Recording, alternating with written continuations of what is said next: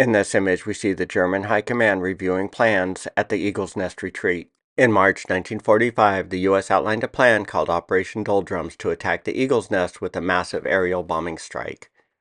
The intent of this video is to review the mission goals, plans, targets, and address the interesting and somewhat comical reason why the plan was not implemented. I don't believe this plan has ever been shared in the World War II community. This map from a 1945 Atlas of World Battlefields in semi-monthly phases outlines the state of Reich-occupied territories as of March 1945. Berlin is located here. The Eagle's Nest complex is located here near the Austrian border. This page from a March 8, 1945 Headquarters 15th Army Air Forces document titled Plan for Operation Doldrums outlines the aerial bombardment mission and targets. The 15th Air Forces, attacking from their bases in Italy, will strike the Eagle's Nest and 7 other related targets. These targets will be attacked by heavy bombers and dive bombers from the 15th U.S. Air Forces. The 15th Army Air Force Base is located here in Foggia, Italy. The Eagle's Nest is located here around 400 miles from Foggia, well within bomber and fighter range. This map provides the location of targets to be attacked: the Eagle's Nest, Hitler's residence, Himmler's headquarters, German foreign offices, Himmler's field headquarters, Hitler's headquarters, district military headquarters, and German High Command headquarters. A description of Hitler's residence and the Eagle's Nest are listed on this page. They are located 12 miles south of Salzburg, Austria. Target A is Hitler's residence. These are a couple pictures of the targets. The target is 915 yards by 415 yards. The target zone contains Hitler's residence and 5 groups of buildings. This is a World War II aerial picture of the complex with the Eagle's Nest building located here. The other 5 building clusters are located in these shaded zones. The building's construction within the compound ranges from modern to heavy mountain to thick-walled medieval castle type. These buildings likely have cellars and underground chambers. Existing bombs cannot penetrate deep underground. The moderately fortified targets will be attacked with 500-pound class general-purpose bombs.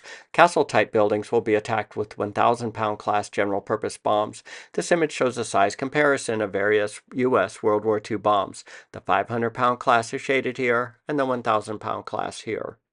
The 500-pound class general-purpose bomb is capable of developing an earthen crater 36 feet wide and 8.7 feet deep, and the 1,000-pound class bomb will develop a crater 45 feet wide and 11.6 feet deep, depending on the soil type and fuse setting, as shown on this table from a 1945 document titled Relative Effectiveness of Various Bombs and Fuses.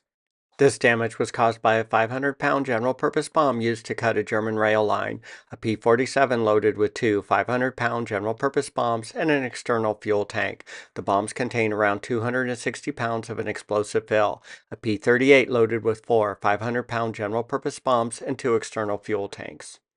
A 500-pound bomb can blow through 3.75 feet of a concrete slab, and the 1,000-pound bomb can blow through 4.75 feet, as shown on this table from a 1945 Terminal Ballistics Data document. This image shows the level of destruction of the 500-pound class and 1,000-pound class bombs detonated next to a housing complex. This image shows the level of destruction if the 500 and 1,000-pound bombs are dropped on a row of brick buildings. This is an example of the destruction that can be leveled by a sustained bombing campaign. There is a force multiplying effect of a massive bombing raid. All targets are less than 1,000 feet in diameter. The size of the attacking bombers per target will be determined by the probability of strikes on the buildings. Additional focus will be on Hitler's dwelling and the Eagle's Nest, given their level of importance over the targets in Salzburg. The 15th Air Forces will deploy every available fighter and bomber. This page from a 1945 Army Air Forces Statistical Digest and World War II document outlines the aircraft inventory of the 15th Air Forces by month and year. As of March 1945, the 15th was capable of deploying 524 B-17s, 1,136 B-24s, 375 P-38s, 352 P-47s, and 534 P-51s. That's an attacking force of over 2,900 aircraft. The first attack wave will be the dive bombers striking the Eagle's Nest, Hitler's residence, and to exhaust the smokescreen chemicals. It is likely around 20% of the 1,261 fighters will be bomber escorts and target top cover, while the remaining 80% will attack the targets as dive bombers. These images show typical smokescreen pods used to disrupt target visibility.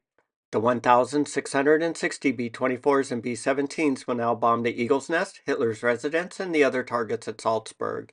Each B-24 or B-17 can be internally loaded with either 12 500-pound bombs or 6 1,000-pound bombs for the B-17 or 8 1,000-pound bombs for the B-24, as shown in this Armaments and Range B-17, B-24, and B-29 document. The final attack will be fighter bombers who will target any standing structures. The bombers will attack the targets at the lowest altitude based on the flak response to maximize strike accuracy. Channel commentary. The altitude will likely be around 15,000 feet. This table represents the 1944 bombing accuracy level based on bomber type and altitude from a 1945 report on bombing accuracy of the 8th Air Force. 25% or so of the bombs falling from the B-17 should strike within 500 feet of the aim point, and 17% of the bombs falling from the B-24 should strike within 500 feet of the aim point. The B-17s are known to be a more stable bombing platform than B-24s. The 15th Air Force has evaluated Operation Doldrums and provided their recommendations in this March 16, 1945 memo. The Eagle's Nest is known to have well-fortified air raid shelters, especially Hitler's residence. The chances of taking out Hitler or his staff is slight. None of the other targets located in Salzburg are considered high value, and bombing resources expended do not justify their destruction. The expected gains of the mission are listed in this section. Personnel occupying the Eagle's Nest or Hitler's residence will have ample warning of the approaching 2,900 aircraft armada. The spread out nature of the targets will likely lead to some buildings without bomb strikes. The 15th Air Forces deem the buildings and target contents are of little value to the war effort. Little will be gained from the target's destruction. Bombing accuracy needed to strike these small targets will require optimum bombing conditions. This image shows ideal bombing visibility conditions. The mission will require the entire 15th Air Force's support and would only occur if both Hitler is likely in the compound and weather conditions are favorable. This mission would divert the 15th Air Forces from their current war-critical mission, striking the Reich's oil, transportation, and jet production facilities. 5 reasons are given why Hitler should not be targeted for bombing. Hitler is micromanaging the German war effort. He is making incompetent decisions favoring the Allies. It is beneficial to keep him in charge. He would be seen as a martyr if he was a casualty of a targeted bombing attack. This may prolong the war. He should be alive at war's end to take the blame and be discredited for Germany's defeat. If the attack failed, the German propaganda machine would be in full swing, touting the incompetence of the U.S. Air Forces. They would claim the attack wasted U.S. resources by Germans providing false intelligence. If Hitler's home was destroyed, it would be a link between his home loss and the German people's home losses. If the attack failed, Hitler's reputation would be enhanced. The claim would be Hitler is so vital to the war effort, the Allies will expend any effort to take him out. The closest footage of a kind of similar mission occurred during the Monte Cassino Abbey bombing attack on February 11, 1944. The monastery and hillside were attacked by 147 B-17s and 87 medium bombers. The bomb struck the monastery and hillside. It was destroyed with a force around 15% of Operation Doldrums' force. This March 24, 1945 carrier sheet summarizes the 15th's response. The plan is considered political in aspect, colorful in conduct, and doubtful in results. The targets are not sufficiently important enough to justify the attack. Weather conditions would need to be ideal to attain the precision needed for the attack, and this mission would divert the bombers and fighters away from one good visual bombing day that could be used to attack more significant targets. The potential gain benefits do not justify the mission effort, and it is recommended Operation Doldrums be shelved. Do you agree with the summary conclusions that the effort to take out Hitler was just not worth the effort expended? If you've enjoyed this Operation Doldrums deep dive review, please consider supporting the channel by commenting, liking, and/or subscribing to World War II U.S. Bombers.